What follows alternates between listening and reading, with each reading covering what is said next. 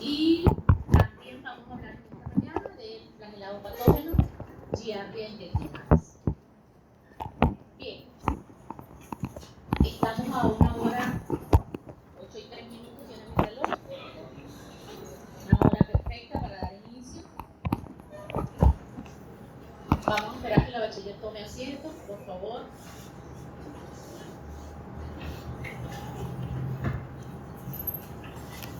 Mientras nos acomodamos, recordarles que el día viernes en la práctica hay un quiz, hay un práctico.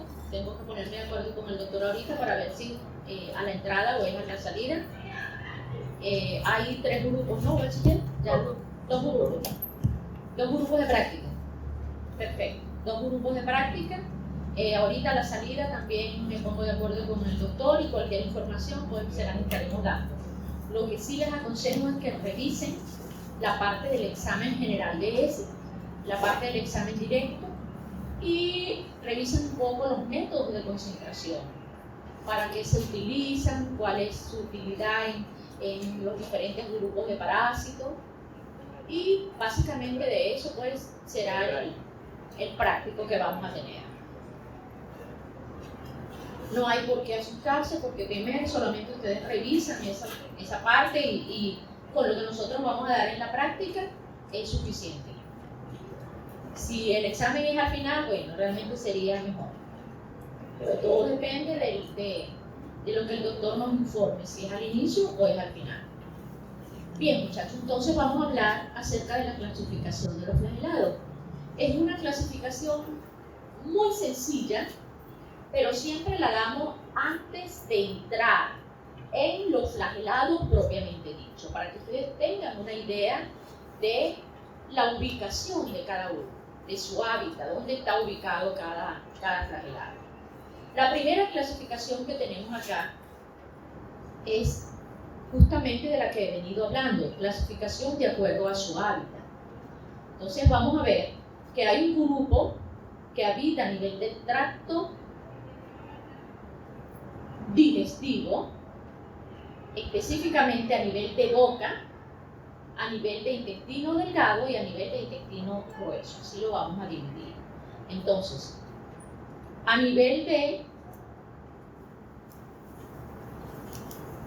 boca, a nivel de la cavidad bucal, nos vamos a encontrar con Trichomonas tena, un flagelado que se denomina de esa manera, Trichomonas tena.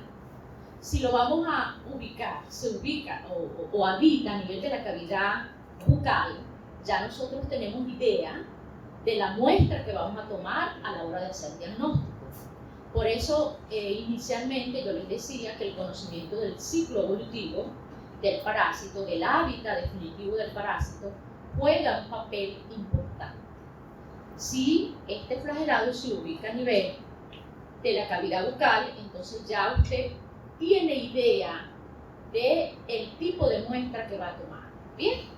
Entonces tiene que ser muestra de la boca, de sarro dental. A nivel de intestino delgado tenemos Giardia intestinalis, Retortamonas intestinalis y Enteromonas onas. Esos son los 3 flagelados que se ubican a nivel de intestino delgado. La materia que vamos a utilizar para hacer diagnóstico, la materia biológica es materia fecal. A nivel de intestino grueso, siguiendo con la clasificación de acuerdo a su hábitat, a nivel de intestino grueso nos vamos a encontrar con 3 flagelados. Chilomactis mesnili, que lo tenemos acá en su forma de trofozoito y en su forma quística. Está Trichomonas hominis, antes llamada Pentatrichomona hominis, lo mismo. Si ustedes la ven en los textos, la lee como Pentatrichomonas, es lo mismo que hablar de tricomonas, solamente que ese término de penta fue relegado un poco y en los actuales momentos se usa el término de Trichomonas hominis. El otro flagelado, vamos por acá, entonces ya tenemos los 3 flagelados, Chilomactis mesnili en su forma de trofozoito y en su forma quística, Trichomonas hominis en su forma de trofozoito solamente tiene forma de trofozoito. Todas las tricomonas que vamos a ver en esta clase tienen forma de trofozoito solamente. Y finalmente, Dientamoeba fragilis, que usted lo puede ver acá. Dientamoeba fragilis es un flagelado aflagelado, carece de flagelos. Usted busca por aquí dónde estarán esos flagelos y no los va a encontrar, porque realmente no tiene flagelo. Aunque es un flagelado, carece de flagelos. Bien. Profe, no está el apuntador colocado ahí.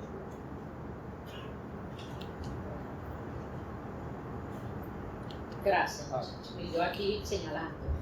Qué pena. Bien, entonces aquí está. Xylomactines gili, su forma de trofozoito y su forma quística. Trichomonas hominis en su forma de trofozoito.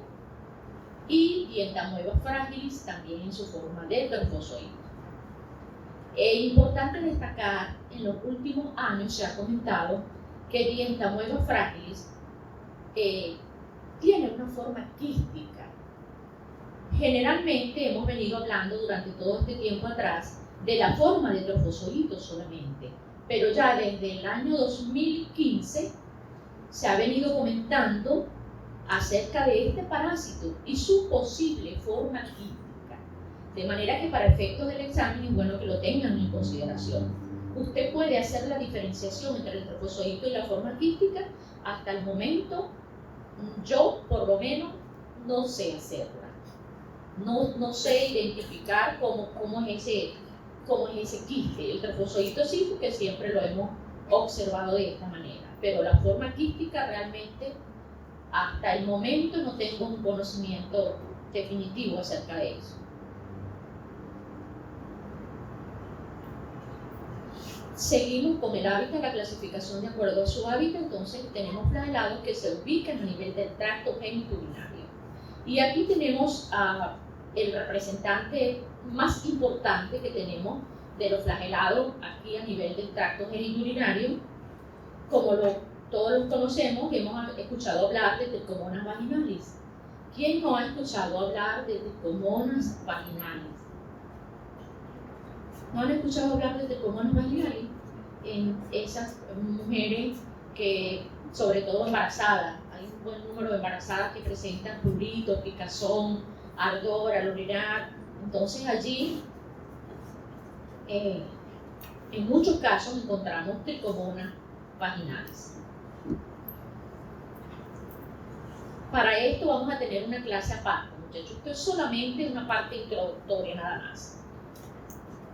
Siguiendo con la clasificación de acuerdo a su hábitat, nos encontramos con un grupo de flagelados que habitan a nivel de sangre y tejidos. Ellos son los representantes de Trypanosoma y Leishmania.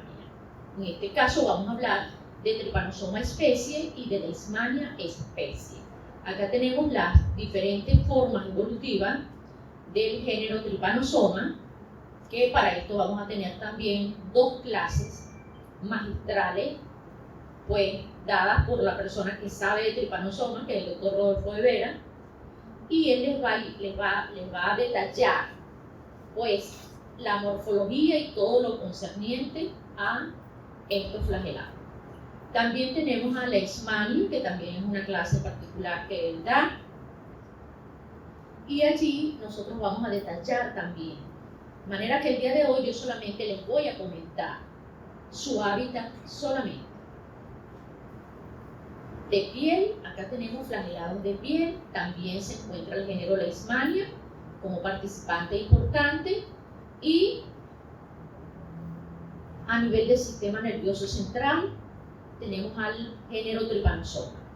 Entonces, con esta clasificación ya nosotros podemos ver que nos encontramos con flagelados a nivel de la cavidad bucal, con flagelados a nivel de intestino delgado, a nivel de intestino grueso. También hay flagelados que se ubican a nivel del tracto genitourinario, hay flagelados que se ubican a nivel de tejido, a nivel de piel, a nivel del sistema nervioso central. Ahora tenemos una clasificación de acuerdo a su papel patógeno. de acuerdo a su patogenia. ¿Cuáles son patógenos y cuáles no son patógenos de este grupo de los flagelados? Primeramente vamos a comenzar con los no patógenos. No causan patología al humano, no causan daño al humano. ¿Son importantes? ¿Se deben diagnosticar? Sí, se deben diagnosticar porque desde el punto de vista epidemiológico tienen una gran importancia, pero desde el punto de vista clínico como tal no juegan importancia porque ellos no son tratados, no deben ser tratados con, valga la redundancia, con tratamiento de tipo farmacológico, pues, sino poner en práctica las medidas higiénico-sanitarias. Bien, ¿cuál es ese grupo de flagelados no patógenos? Retortamonas intestinalis, Chilomastis menili, Enteromonas hominis, Entatrichomonas hominis o Trichomonas hominis, como ya se los comenté, y Trichomonas tena. Entonces acá tenemos un buen número de parásitos llamados no patógenos o comensales. Esa es la otra terminología que usted pudiera darle. Comensales.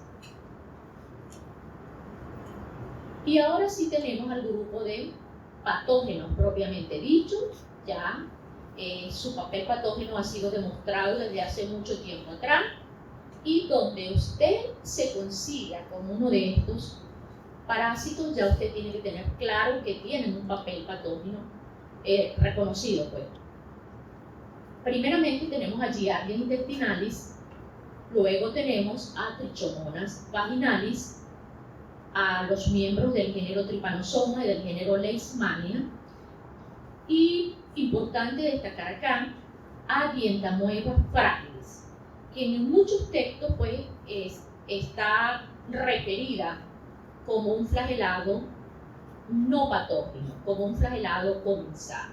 Sin embargo, lo hemos colocado acá porque en los últimos estudios realizados tanto en Argentina como en México, en Chile, en Brasil, hacen referencia a el papel patógeno de este flagelado de Dientamoeba fragilis.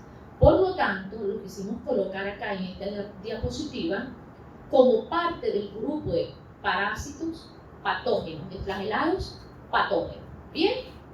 Hasta aquí vamos bien, muchachos. Esto es sumamente sencillo. Una breve clasificación de acuerdo a su hábitat y de acuerdo a su papel patógeno. Algunas imágenes que no se ven muy bien para que ustedes detallen la morfología, pero esto hay información para la práctica que se las voy a hacer llegar, donde hay imágenes detalladas de cada uno de estos flagelados. Y bueno, el día de hoy realmente me interesa hablarles de este flagelado patógeno denominado Giardia intestinalis. Esto es para, estamos continuando con la siguiente parte que aparece en el programa.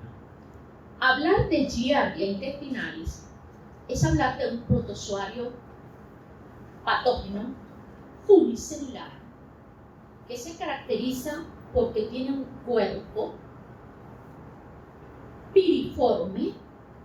Vean el cuerpo que tiene el parásito, piriforme, lo puede detallar aquí, lo puede detallar acá también, en forma de pera, lo puede detallar acá, y posee un buen número de flagelos que son estructuras que le confieren movimiento y fijación al parásito. Entonces, en esta mañana vamos a hablarles de Giardia intestinalis, agente causante de una enfermedad denominada giardiosis. En algunos textos usted la va a conseguir como giardiasis. Bien, todavía esa terminología, si usted la lee por allí, la revisa, en algunos textos es válida.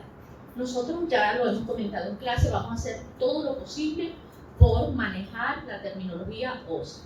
Bien, ok, agente causal de la giardiosis. Importancia médica entonces de este protozoario: causa, es el agente causal de giardiosis.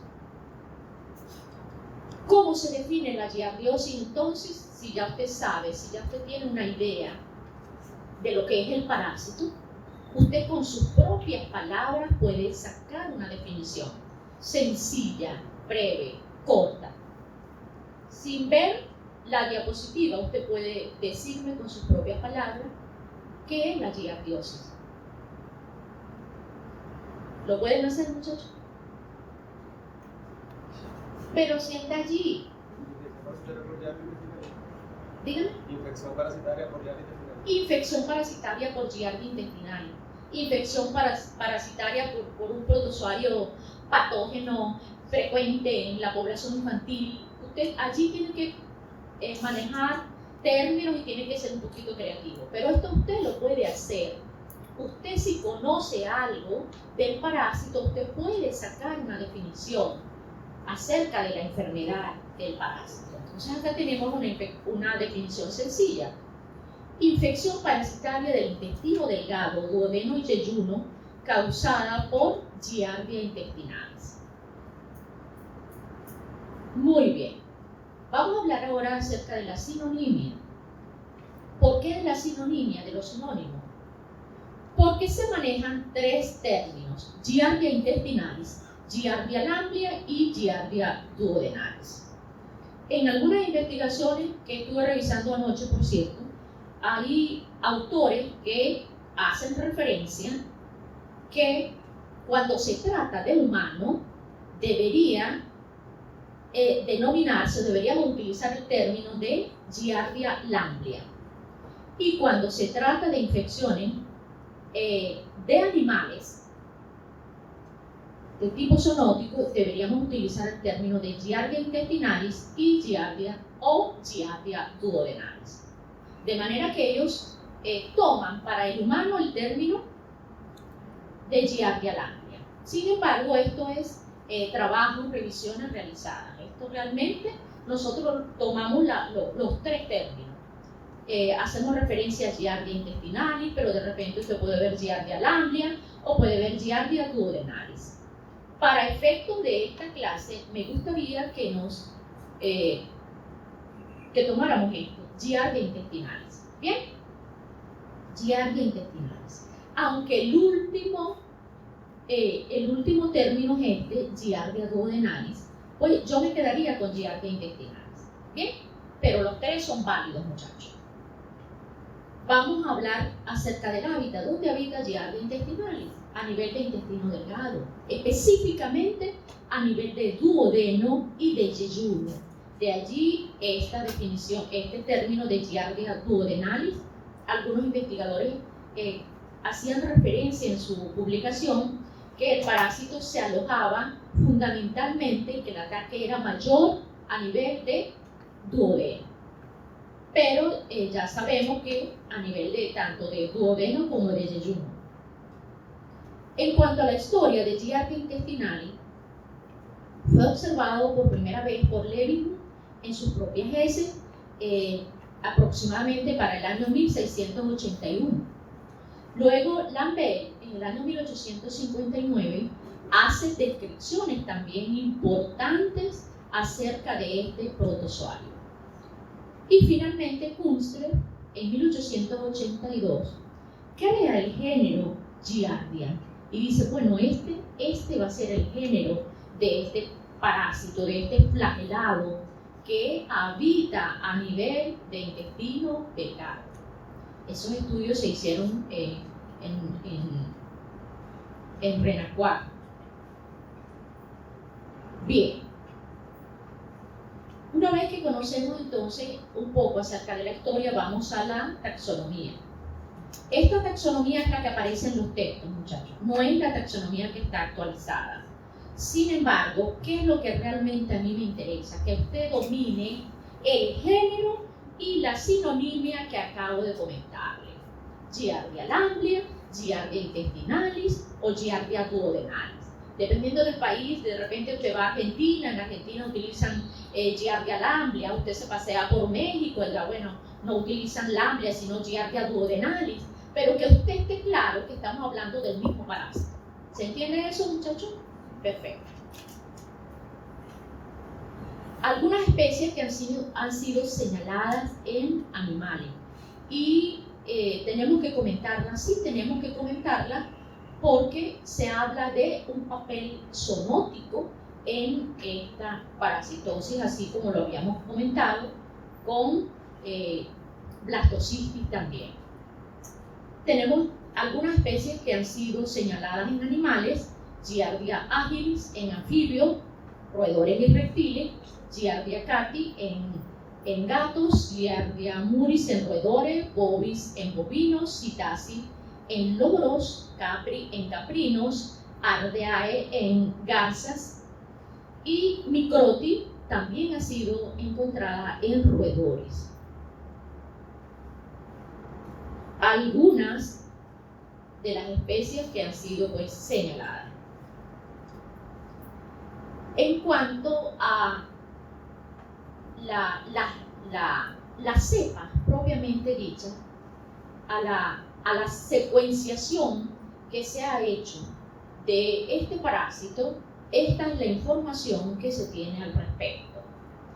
Digo actualizada porque no pasa más de 5 años que se haya hablado acerca de estos estudios de secuenciación de ADN. Se llegó a este resultado, que existen 8 genotipos o ensambles, y cada genotipo o ensamble está denominado de la siguiente manera: el genotipo A, el genotipo B, que son fundamentalmente zoonóticos, es decir, de animales. Se han encontrado en humanos y en animales, específicamente en animales, pero vean que a pesar de ser zoonóticos se han encontrado en humanos. El genotipo C y D se han encontrado en perros y coyotes. El genotipo E en rumiantes, porcinos y equinos. Y revisando, hay algunos investigadores que dicen que actualmente, no hace mucho tiempo, se ha encontrado también en humanos. De manera que estos que eran de animales, pues ya pasaron, ya se han diagnosticado en humanos.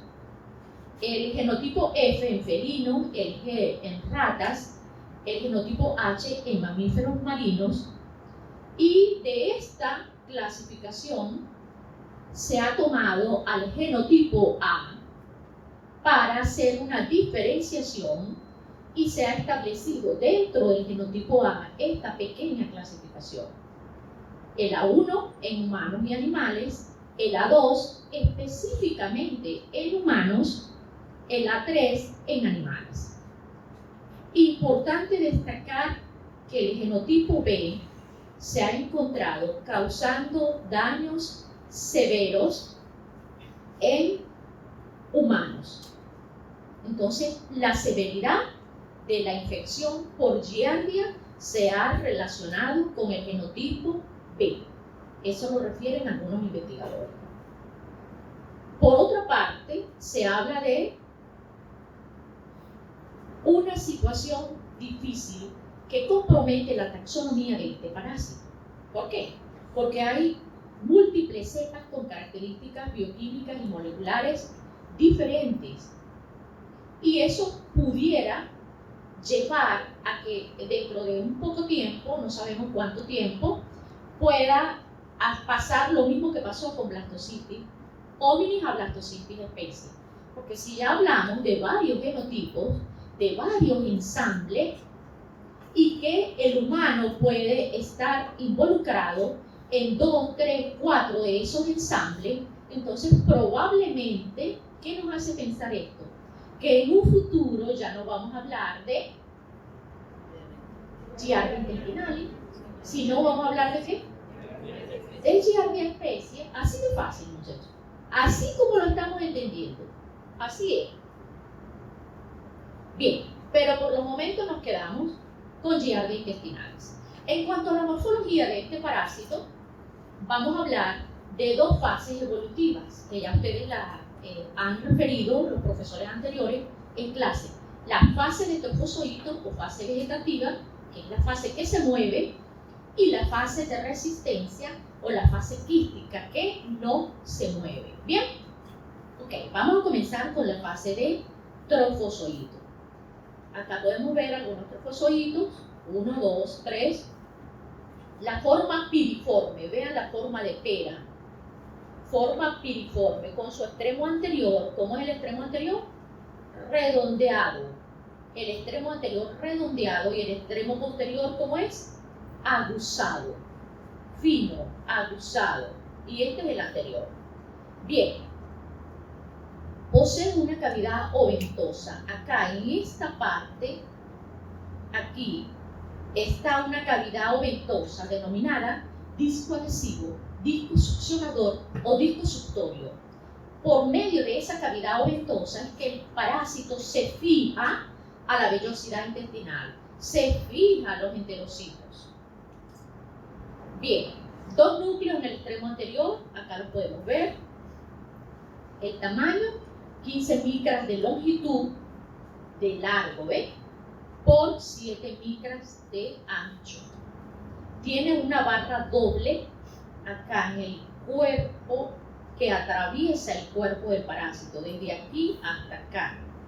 No sé si lo detalla bien ahí, pero aquí se detalla un poco. Desde el extremo anterior al extremo posterior hay una barra doble denominada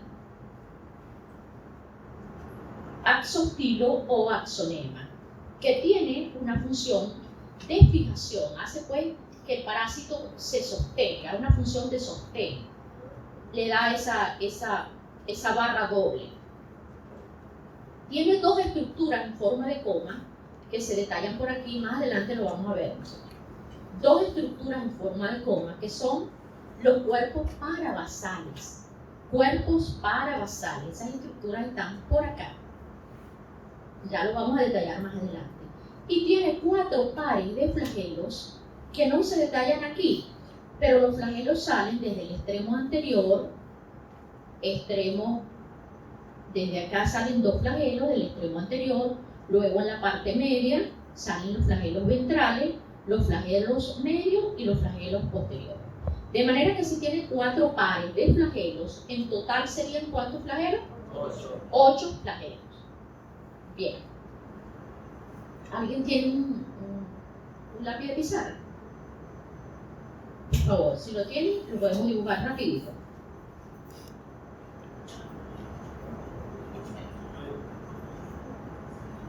¿Lo tiene?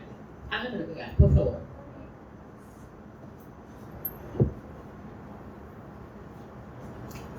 Ok. Forma de pera. No redondeada, forma de pera.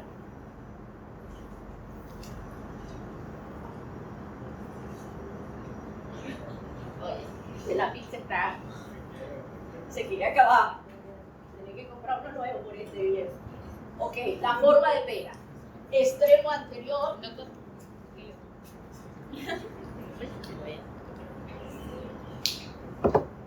¿Es esto?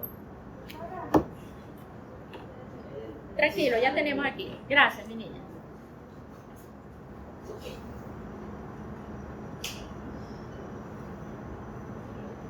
Forma de pera, muchachos. Bien, extremo anterior, extremo posterior.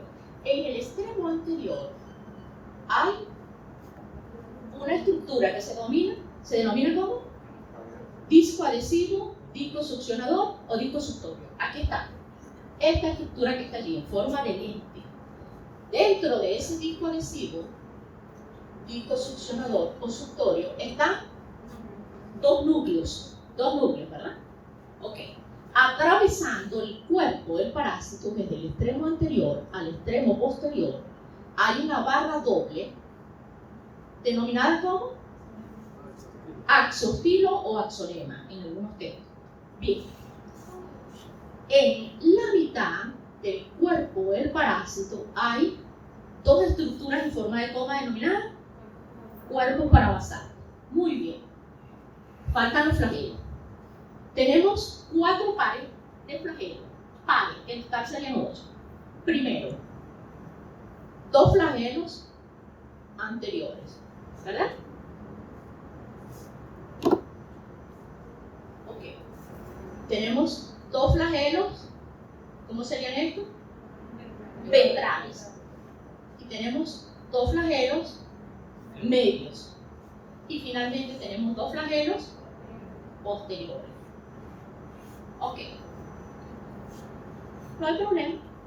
Forma de pera, su disco adhesivo succionador receptorio, su núcleo, su axonema, sus cuerpos parabasales y su flagelo. Eso es todo. Eso es todo lo que usted debe saber de la morfología de Giardia intestinalis. Bien. La fase quística. La fase quística. Bueno, déjenme para hacer el título. Nos vamos a encontrar. Muchachos, boten esos lápices, ¿oye?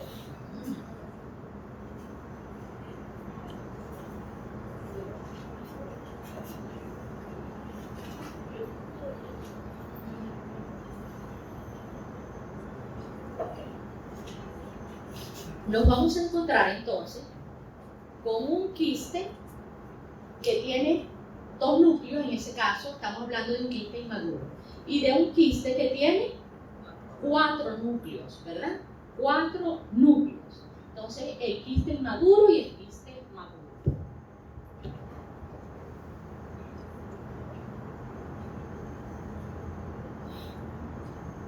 Internamente, dentro de ese quiste, nos vamos a encontrar con un ramillete de flagelos y usted va a ver una estructurita así. Entonces, la forma ovalada, algunos inmaduros y la forma madura, que es la que realmente va a dar inicio al ciclo evolutivo. Entonces, recapitulando, forma ovalada, la forma ovalada, diferente a la forma de las amibas que era redondeada. Ok. Tiene una doble membrana. El quiste tiene una doble membrana.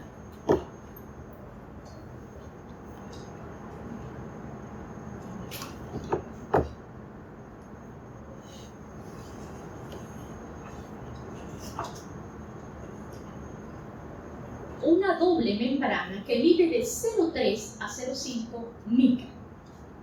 Bien. Además de esa doble membrana, 2 o 4 núcleos, tamaño promedio 10 micra. Actualmente se trabaja con respecto a esta parte, a esta fase quística, y es todo lo que está relacionado con la inducción del enquistamiento. Hay una línea de investigación acá en Venezuela, en Caracas, en la UCB, a cargo de la doctora Isabel, que está trabajando con Giardia intestinalis, y específicamente ellos están trabajando con la fase quística. Están evaluando cómo ocurre ese mecanismo de inducción del quiste y de alguna manera ellos plantean la propuesta de estrategias para el control de esta parasitosis a través del estudio de esta parte, de esta fase quística que se está realizando. ¿Hay duda en cuanto al quiste, muchachos? Una pregunta. ¿Del quiste maduro cuántos trofocitos salen? ¿Serían 2 o 4? Eso lo revisé anoche, hijo. Hay algunos libros que dicen 2 y hay otros libros que dicen 4. Pero por lógica, si son 4 núcleos, por lógica, vamos a pensar, ¿cuántos trofozoitos deberían salir? 4, ¿verdad? Es lo que yo le digo a Iván. Siempre discutimos eso. Eso no es motivo de pregunta de ahorita. Siempre lo discutimos porque hay algunos textos que dicen 2 y lo revisé anoche y es verdad. Dice 2, que de cada quiste, ya lo vamos a ir al ciclo evolutivo, se liberan 2 trofozoitos. El otro dice que de cada quiste se liberan 4 trofozoitos. Me quedo con el de 4. ¿Por qué? Porque por lógica, si tiene 4 núcleos, puede dar origen a 4 trofozoitos. 1 por cada núcleo, ¿ves? Porque este es el quiste que se ingiere, el maduro. El quiste inmaduro no da inicio al ciclo, ¿bien? Sino el quiste maduro. Ok, muchachos, ¿tenemos duda en cuanto a la morfología? ¿El quiste del trofozoito? Para nada. No hay duda. Sí que si le sale en el examen, ese es un punto que usted está ganado. Bien, En cuanto al ciclo evolutivo de este parásito, sencillo, vamos a tararearlo como lo hemos venido haciendo con las amibas. ¿Cómo cree usted que se inicia el ciclo evolutivo? Allí está la imagen. Alimentos y aguas. ¿Dónde está contenido qué? La fase quística. ¿El quiste de qué tipo? Maduro y inmaduro. El maduro. Una vez que la persona ingiere, póngale un vaso de agua, ¿verdad? Donde están contenidos los quistes maduros. Esos quistes van al estómago, allí reblandecen su cubierta por acción de los jugos gástricos, pero luego se dirigen ¿a dónde? ¿Al intestino delgado? ¿Al apéndice? ¿A la vesícula? ¿A dónde van? Al intestino delgado, a duodeno y a yeyuno. Luego ese quiste a este nivel se desenquista, se suelta el moño, libera esa cubierta quística, así. ¿Y sale qué? ¿Qué sale de ese quiste? Un trofozoito, muchachos, un trofozoito. Ya no sería uno, si no serían 4. Eso es por lógica, lo estamos sacando por lógica, para no entrar en contradicciones con los investigadores. Claro, yo no puedo pelear con Botero, ni puedo pelear con Becerril, ni puedo pelear con el otro, porque son gente, ni con Ilcani, tampoco, porque hay gente que tiene experiencia. Uno dice una cosa, otro dice otra cosa, pero por lógica nosotros lo vamos a sacar. Bien, entonces cada quiste daría lugar a 4 trofozoitos. ¿Qué pasa con esos trofozoitos allí? Vamos aquí, vamos a este nivel. Aquí, el quiste da lugar a los trofozoitos. Aquí supóngase que son 4 trofozoitos. Ajá. Ese trofozoito, si las condiciones le son adversas, ¿verdad? Ese trofozoito se va a enquistar, pero antes de enquistarse tiene que dividirse. Vean, él se divide por fisión binaria, división sencilla, asexual, fisión binaria. Bien, de manera que recapitulo, una vez que ese trofozoito, el quiste da origen a ese trofozoito, esos trofozoitos se dividen por fisión binaria. ¿Me están siguiendo? Se dividen por fisión binaria y luego se ubican a nivel de la luz intestinal. A nivel de la luz intestinal es donde ocurre ese nuevo, o diríamos no nuevo, ocurre ese enquistamiento, pues, producto de ese trofozoito que viene y tiene que enquistarse, porque las condiciones le son adversas. ¿En qué momento pudiera salir no el quiste, sino el trofozoito? Cuando hay diarrea, cuando hay un cuadro diarreico agudo que no da tiempo, ya lo dije en clases anteriores, el peristaltismo intestinal está acelerado y no le da chance, no le da tiempo a ese trofozoito de transformarse en la fase quística, pero realmente a él le interesaría es salir en la fase quística. Yo me estoy imaginando, pensando por los parásitos, yo aquí, ¿por qué me interesa salir como fase quística? ¿Por qué? Porque la fase quística es la resistente. El quiste va a permanecer en el pipote de agua que usted tiene en el baño, o tiene en la cocina, o tiene en el patio, en la tierra húmeda allí. El quiste va a permanecer por días, por meses, mientras que el trofozoito no. El trofozoito 1 hora, 2 horas y ya muerto. Como regla general. Muerto. ¿Digo? Como regla general a todos. Sí, como regla general. Los trofozoitos no duran más de 2 horas en estos casos. En estos casos donde hay fase quística y fase de trofozoito. Ahora, si usted me habla de las fases donde parásitos que solamente tienen fase de trofozoito, eso es otra cosa. Allí el trofozoito está genéticamente preparado para sobrevivir. Pero en estos casos no. Aquí el que está preparado es el quiste, que es la fase de resistencia. Bien. ¿Se entendió, muchachos, más o menos el ciclo? ¿Qué pasa desde que entra ese quiste, donde se desenquista? ¿Qué sucede cuando se liberan esos trofozoitos? Hay división binaria. Luego, si las condiciones le son adversas, se ubican a nivel de la luna intestinal y vuelven nuevamente a transformarse en fase quística para salir al medio ambiente. De manera que nosotros podemos ver en la materia fecal, podemos ver la fase quística, básicamente la fase quística, pero también podemos ver la fase de trofozoito si el paciente presenta un cuadro diarreico. ¿Estamos claros, muchachos? Yo le puedo preguntar a usted cuál es la fase evolutiva que da inicio al ciclo, el quiste. ¿Cuál es la fase evolutiva que nos permite dar diagnóstico? El quiste y el trofozoide. En esos casos. Ok, ¿en qué tipo de materia fecal nosotros vamos a ver la fase quística? Llámese en heces pastosas, plantas, en heces diarreicas, en cualquier tipo de materia fecal nosotros vamos a ver la fase quística. Pero el trofozoito solamente lo vamos a ver en heces diarreicas, ¿verdad? Heces muy diarreicas, heces acuosas. En cuanto a la epidemiología de este parásito, ¿cómo ocurre el mecanismo de transmisión? Hay una transmisión directa y hay una transmisión indirecta. La transmisión directa a través de alimentos y aguas contaminadas, ¿verdad? Donde se encuentra ese quiste maduro. Transmisión de persona a persona, donde hay mala higiene. Por ejemplo, en las guarderías, en los asilos, en los lugares penitenciarios, ¿cómo se les llama? El término correcto sería la cárcel.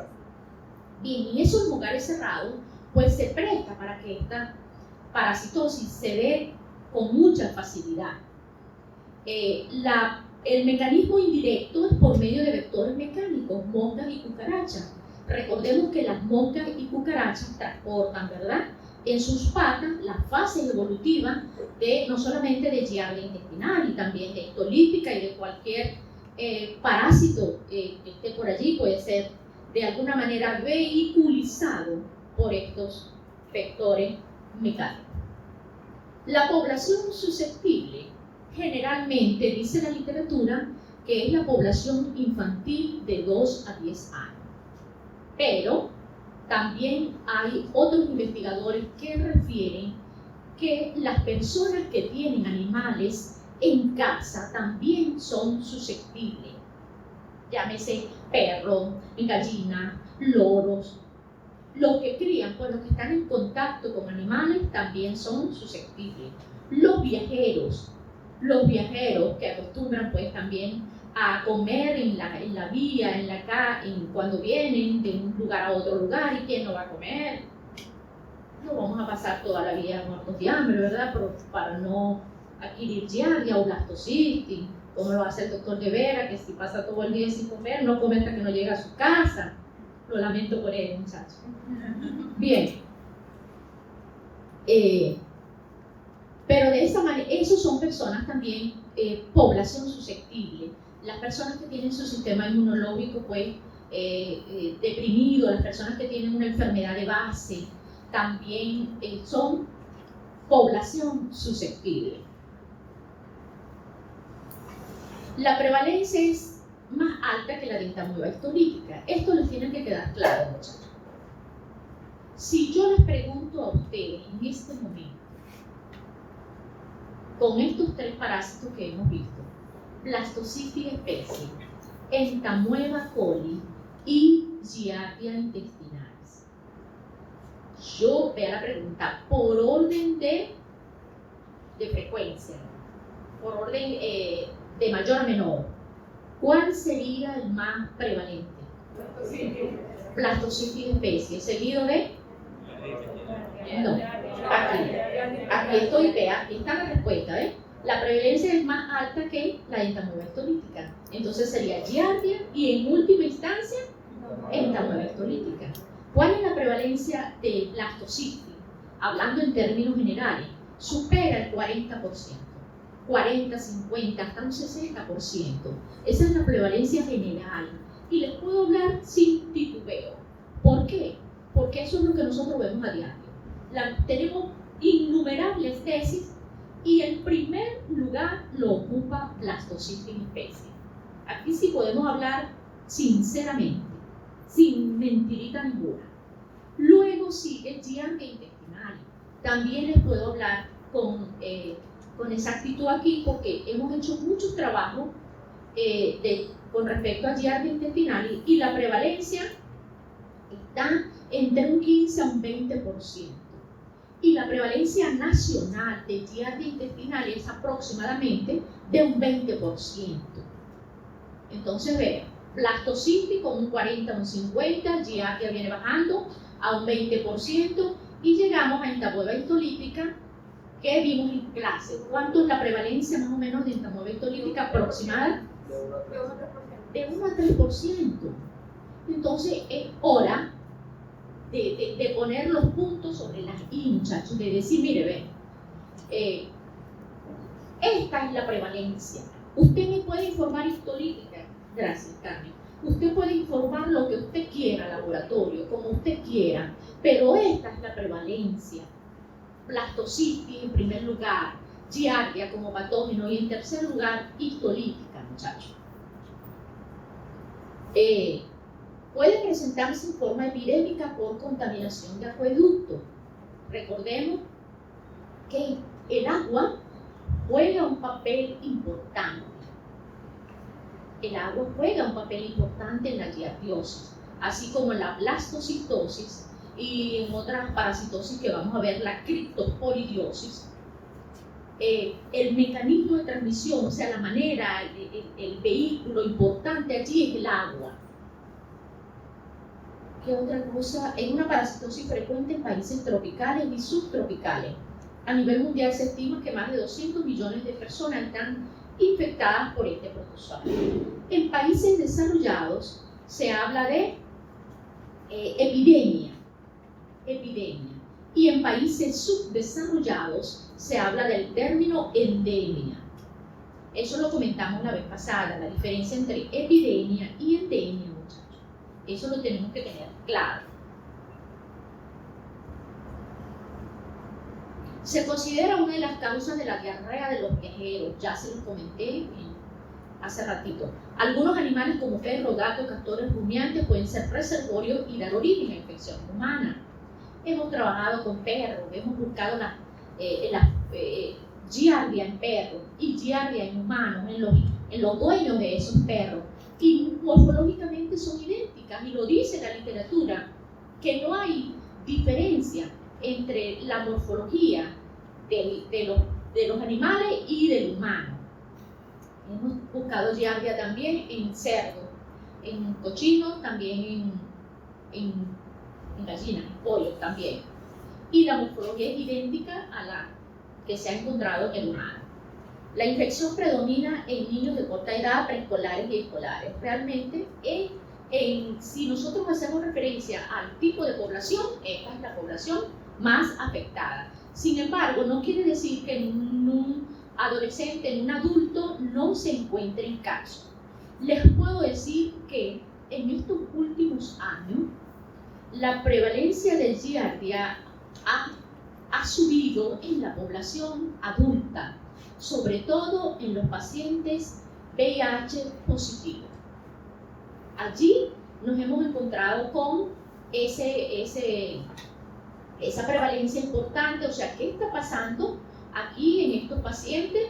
Y en personas homosexuales también hemos encontrado casos importantes, yo diría que son un aporte significativo, porque allí el mecanismo de transmisión, la manera, pues juega un papel importante. Entonces, no dejemos solamente esta parasitosis para los niños, también tenemos que pensar también en los adultos en un momento determinado, bajo ciertas circunstancias. La infección predomina y tiene importancia, como está allí en homosexuales, por la transmisión orofecal y en los pacientes VIH positivo. Algunos estudios, no los vamos a poner todos, pero vean, blastocitis, especie ocupando el primer lugar, giardia intestinales y complejo entamoeba, los que les acabo de comentar. Ok, el mecanismo de patogenicidad. Hay diferentes autores que hablan acerca del mecanismo de patogenicidad. Yo se los voy a hacer lo más sencillo posible, con mis propias palabras. ¿Cuál sería la fase evolutiva que ustedes creen que causa realmente el daño? El trofozoito, muchachos, ya lo hemos venido hablando.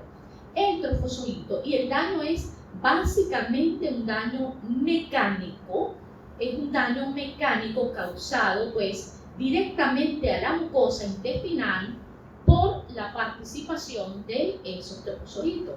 Nosotros vemos acá el mecanismo, pues, cómo ese quiste da origen a ese trofozoito, luego ese trofozoito ve a la diapositiva cómo se fija, solamente se fija a las vellosidades intestinales. ¿A través de qué parte? ¿A través de qué porción? ¿A través del flagelo? A través del disco adhesivo o disco suctorio se pega a las vellosidades intestinales. ¿Y qué ocurre aquí? Hay atrofia de las vellosidades intestinales, hay aplanamiento de las vellosidades intestinales, alteración de muchas cosas que nosotros vamos a ver más adelante en el mecanismo de patogenicidad. Lo que quiero es que usted esté claro que a veces en el examen se hacen preguntitas conchitas de mango y usted comienza a decir cosas que no son, que no se les han dicho en clase. Aquí, bueno, por lo menos yo pregunto lo que digo, lo que yo creo que es importante para usted como médico. Y usted no me puede decir a mí que es el trofozoito el quiste, el que se fija en la mucosa intestinal y que además invade y que se produce sangre. No, nada de eso. En ningún momento el trofozoito se fija, se adhiere, pero no hay invasión, como en el caso de estolítica. ¿Se recuerdan? Que allí sí el trofozoito se fijaba, se adhería por medio de las lectinas, atravesaba mucosa, submucosa y ocurría un cambio, un mecanismo de patogenicidad bien interesante para llegar a la formación de esa úlcera en botón de camisa. Pero había invasión, el trofozoito invadía tejido, aquí no invade tejido, de manera que lo que hay es fijación, se adhiere a la mucosa intestinal. Entonces, si en algún momento usted llega a ver un pacientico que tiene sangre en su materia fecal y se le informa quistes y trofozoitos de Giardia intestinales, ¿usted va a atribuir esa sangre a Giardia intestinales? No, porque usted como médico, usted debe saber primero que el bioanalista y primero que bueno, que todos los del equipo de salud, que no invade y que esa sangre puede ser causada por otro patógeno, pero no por el trofozoito.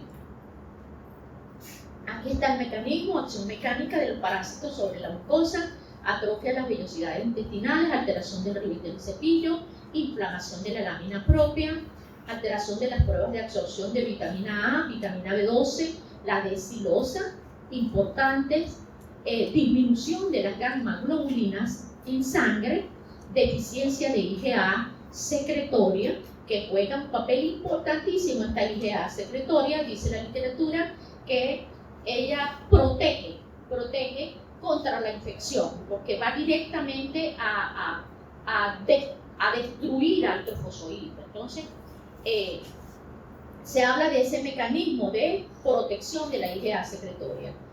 Algunos investigadores han relacionado el mecanismo de patogenicidad con hiperplasia nodular linfoide y finalmente lo característico de esta infección es el síndrome de malabsorción intestinal. Ojo, cada parasitosis tiene algo que lo identifica, algo que a usted como médico le llama la atención. Cuando veamos, por ejemplo, Ascaris lumbricoides, usted se va a relacionar, cuando veamos la clase, con el síndrome de Loeffler. Eso es característico de esa parasitosis. Cuando veamos, por ejemplo, ¿cuál otra? Trichuri, por decir algo, con el prolapso rectal. Eso es característico de una trichuriosis severa. Entonces, siempre hay algo que define, que caracteriza a una parasitosis en particular. Y en este caso, el síndrome de malabsorción intestinal está directamente relacionado con la giardiosis.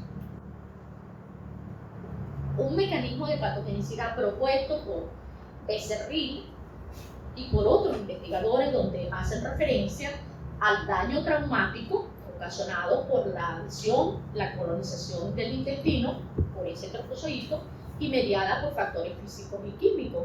Hace también referencia a la parte enzimática, el daño enzimático, porque los trofozoitos secretan proteinasas que pueden contribuir al daño de los enterocitos.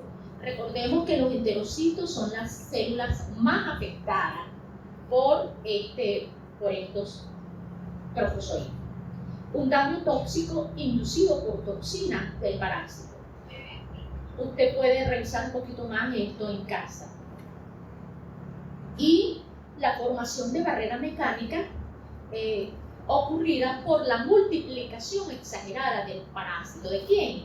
Del trofozoito. Hay una multiplicación exagerada del trofozoito a nivel de duodeno y yeyuno, y hay producción de bilis, y de alguna manera eso favorece el crecimiento y el desarrollo de ese trofozoito. Hay también en ese mecanismo de patogenicidad propuesto por Becerril, ruptura de uniones celulares. Aquí participan ciertas proteínas como la citulina, la ocludina, las claudinas, y es de notar la desorganización de las uniones celulares, adelante David, por parte del parásito, por parte de ese trofozoito. Laura. Bien, muchachos. También se habla de apoptosis. Colocamos este mecanismo de patogenicidad porque creo que es uno de los más complejos, muchachos. Y es fácil y sencillo. Se habla de apoptosis, que no es más que muerte de los enterocitos, muerte celular, hiperplasia de las células calciformes. Hay competencia con el huésped. Y finalmente, disminución de las enzimas que se producen en las microvellosidades. Todo eso ocurre para llegar a ¿dónde, muchachos?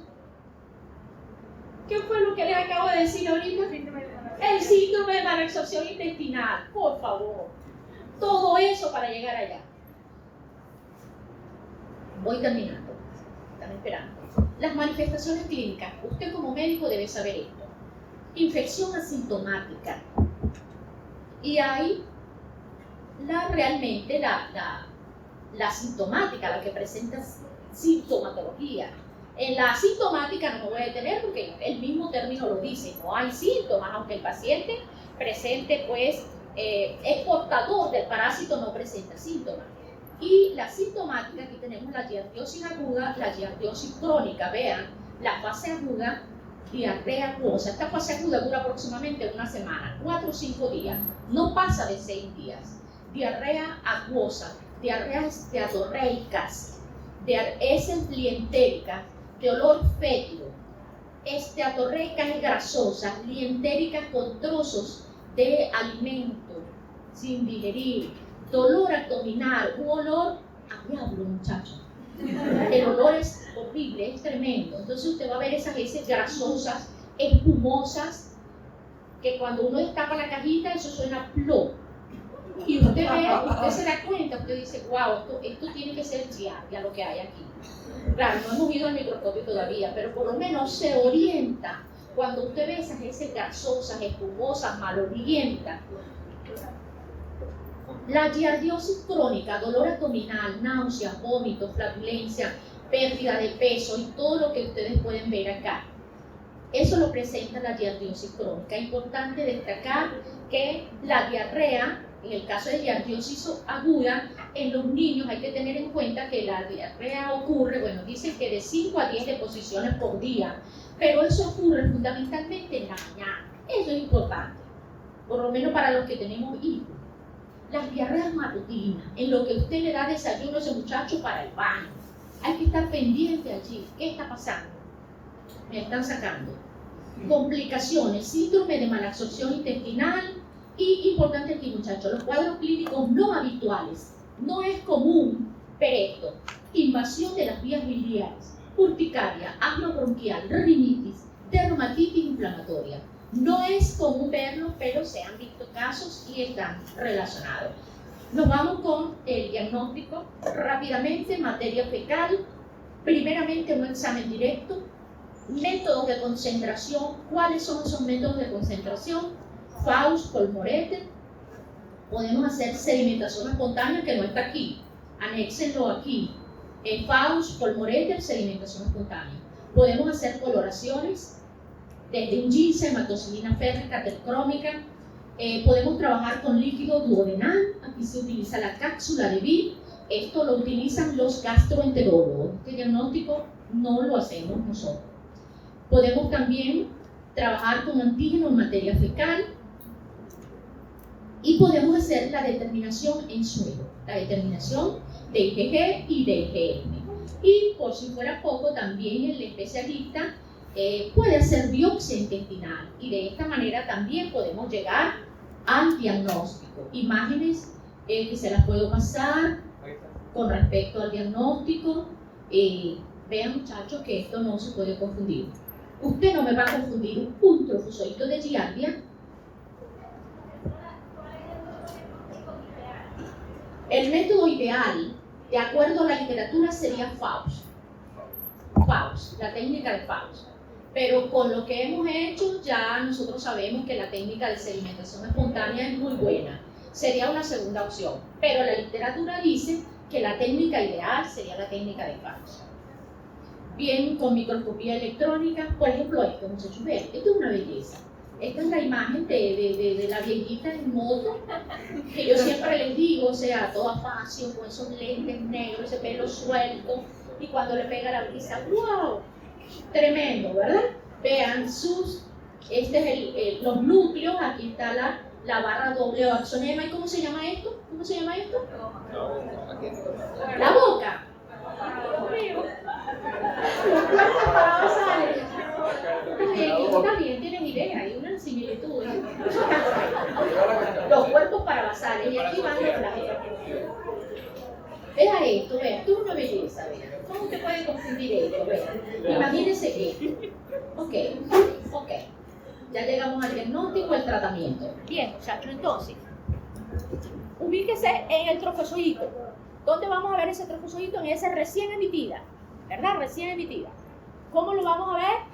Con sus flagelos anteriores, sus flagelos ventrales, sus flagelos medios y sus flagelos posteriores. Entonces usted me dirá, pero yo voy a ver todo eso moviéndose así. Y con todos los flagelos así, generalmente no se mueven todos. Se mueven básicamente los anteriores y los posteriores. El movimiento del trofozoito es giratorio, rotatorio. Es un movimiento así, que muchos lo confunden con Chilomactin snelli. Se parece un poquito al movimiento, pero que me permite a mí hacer la diferenciación, ver esa cara de ese trofozoito, ver ese disco adhesivo, ese disco succionador con esos núcleos que se asemejan a unos lentes. Entonces usted va a ver una cosa que se mueve así, de repente, cuando usted vea los flagelitos, ya, eso es Giardia, eso es un trofozoito de Giardia y no hay para dónde agarrar. Cuando veamos la otra clase, nosotros vamos a ver cómo se mueve Chilomactin, cómo se mueve Trichomonas, que el movimiento es circular y no va a haber confusión. Pero si usted conoce la morfología de este parásito, no tiene por qué confundirse. Copiaron el tratamiento, bueno, no es válido que copien el tratamiento, solamente se los coloqué aquí. Ceimidazol, timidazol, todo lo que termine en sol, ustedes están viendo aquí, albendazol, quinacrina, y las medidas preventivas que usted tiene que tener acá. Bien, nos vemos en la próxima oportunidad. Cualquier duda me la hacen.